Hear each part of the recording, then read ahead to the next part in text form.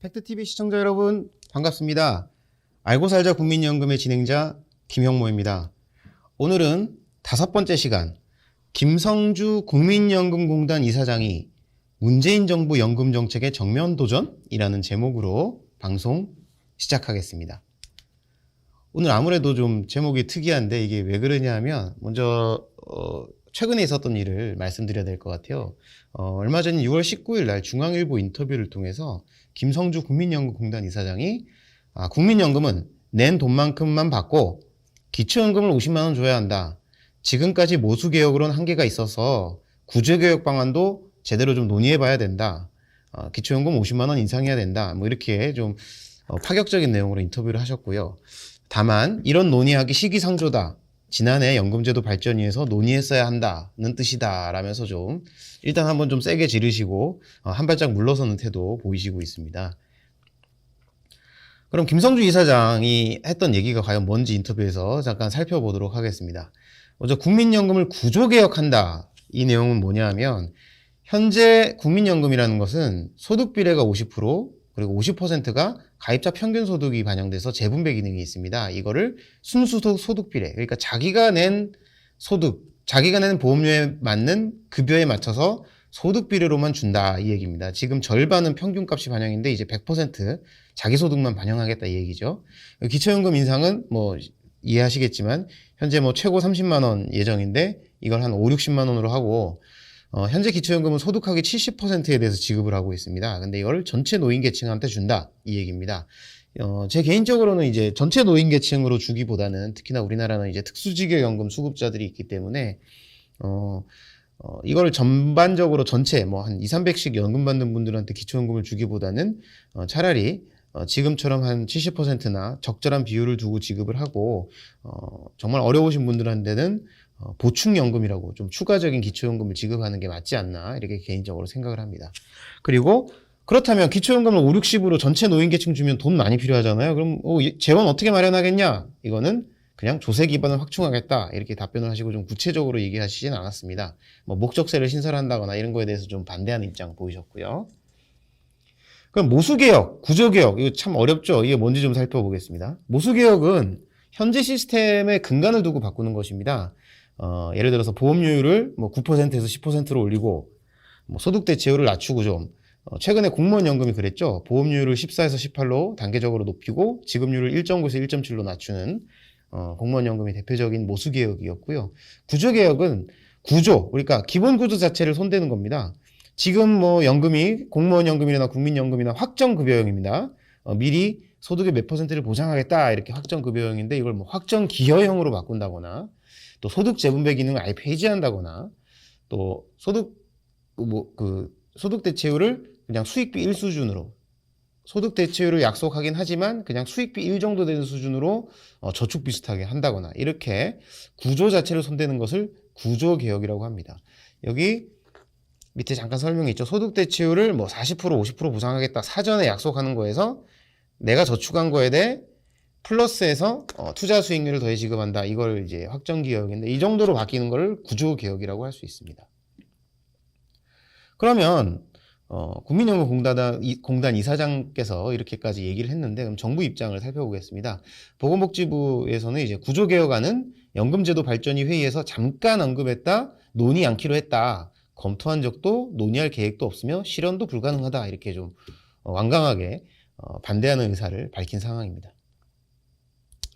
그렇다면 지금 현재 문재인 정부의 국민연금 개혁안을 살펴보겠습니다. 일명 사지선다라고 하죠. 4가지 안에 대해서 국회에 그냥 제출을 했습니다. 원래 이런 거 개혁할 때는 정부에서 정부안을 확실하게 정리해서 내는데 정치적 부담이 얼마나 큰지 그냥 국회에 4가지를 선택하게 개편안을 만들어서 그냥 주기만 한 상태입니다. 그리고 국회도 역시 뭐 이래저래 정신없고 부담이 되니까 손도 안 대고 있고요. 참고로 경제사회노동위에서 이걸 좀 뭐 민주노총이나 전문가나 그 기업주들이나 이런 기업가 단체나 이제 같이 하는 경사노위에서 논의를 하긴 했으나 흐지부지 또 지난 4월에 종료가 돼버렸습니다.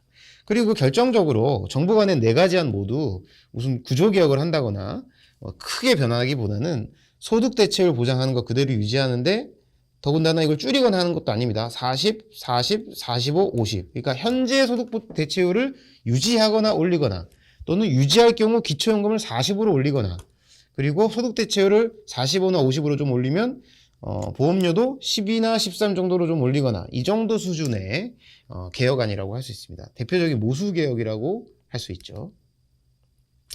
근데 지난번 그러니까 작년에 4차 재정축에 나오고 뭐 향후 국민연금 재정이 어떻게 될까 예상한 거 보면 기금 소진되고 뭐 후세대에는 정말 많은 30% 40%씩 보험료를 내야 유지가 된다 이런 결과가 나왔죠.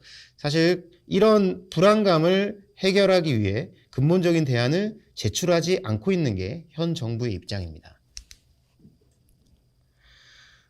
그리고 이번에 김성주 이사장이 캐나다 연금제도를 많이 참조했다고 하는데 그럼 캐나다 연금제도가 뭔지 잠깐 살펴보겠습니다. 캐나다 같은 경우는 소득 대체율이 25%입니다.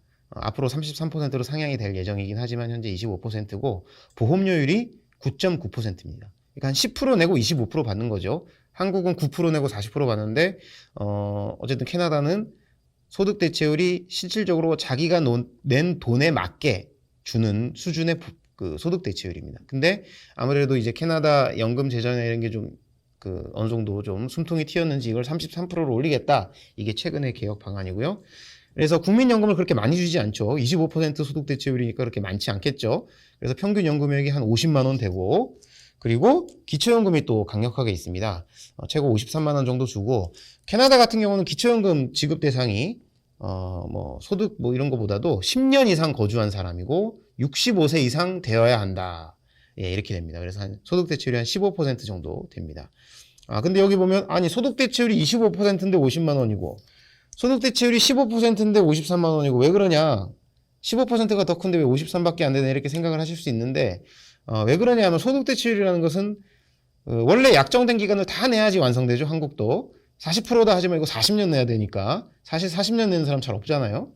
캐나다도 비슷해서 비록 법정으로는 소득 대체율이 25지만 실질적으로 평균으로는 50 정도 되고 기초연금은 그거와 상관없이 그냥 10년 이상 거주했으면 다 주니까 이렇게 소득 대체율에 비해서 그 금액이 많게 느껴지는 겁니다. 그래서 완전 소득 비례 평균 50만 원, 보험료율 9.9% 이게 캐나다 제도고요. 모두에게 주고 있다. 이렇게 생각하면 됩니다.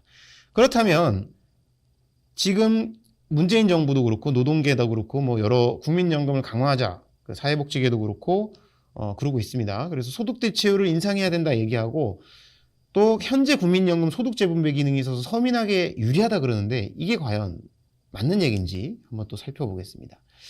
어쨌든 지금 연금과 관련해서는 국민연금을 강화할 것인가 기초연금을 확대할 것인가 이 큰 두 개의 흐름에서 논쟁이 지속되고 있습니다. 물론 국민연금도 강화하고 기초연금도 확대하고 하면 좋죠. 근데 돈이라는 건 한정돼 있는데 어쨌든 필요성에 따라서 어떤 한 부분에 좀 초점을 맞출 수밖에 없습니다. 그러면 국민연금 이사장이 뭐예요? 국민연금의 수장이죠. 근데 국민연금공단 이사장이라는 사람이 국민연금을 약화시키는 방안을 사실 주장한 거나 마찬가지거든요. 왜 그런가? 지금 보면 사실 국민연금이 좀 한계가 있어서 그렇습니다.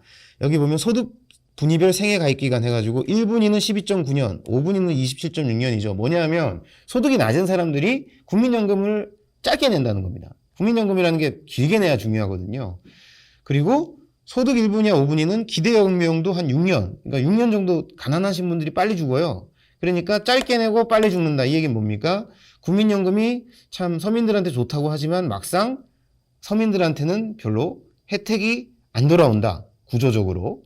여러 가지 현실상 이걸 얘기하는 거고요.